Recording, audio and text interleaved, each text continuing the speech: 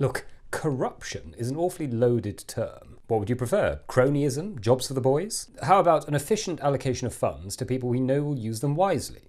Because they're our mates. So the people who got government contracts are all friends of yours? No, of course not. Some of them are relatives, all friends of our wives. So there was no tendering process, no due diligence. No, that would have been awfully rude. Would you ask your friends to fill in a form before you lent them a fiver? OK, but what about the grants given to somebody who the Prime Minister was having an affair with? Well, we think that story is actually rather good for us. Good for you? Yes, we've learned that many people find hearing details of the Prime Minister's sex life so upsetting that it stops them being able to listen to the news for a while. Really? Either that, or they think he's a bit of a lad who never claimed to be some kind of husband of the year. But really, it's the allegations of corruption that they whispered Shakespeare to each other during foreplay. Why did you do that? Because now, some of your viewers' brains will have gone into what's called trauma-induced temporary shutdown.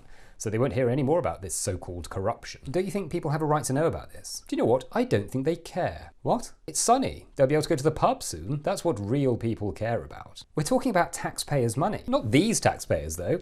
Most of the people watching your programme barely cover their own costs. What do they care if some rich people's money goes to some other rich people? They were never going to get any of it. They might care if they're watching this. He lost a sock in the throes of passion. Not now, they won't. Thank you, Minister. Next up, we talk to a taxi driver with no maritime experience who reckons he could have freed the boat in the Suez Canal in half the time.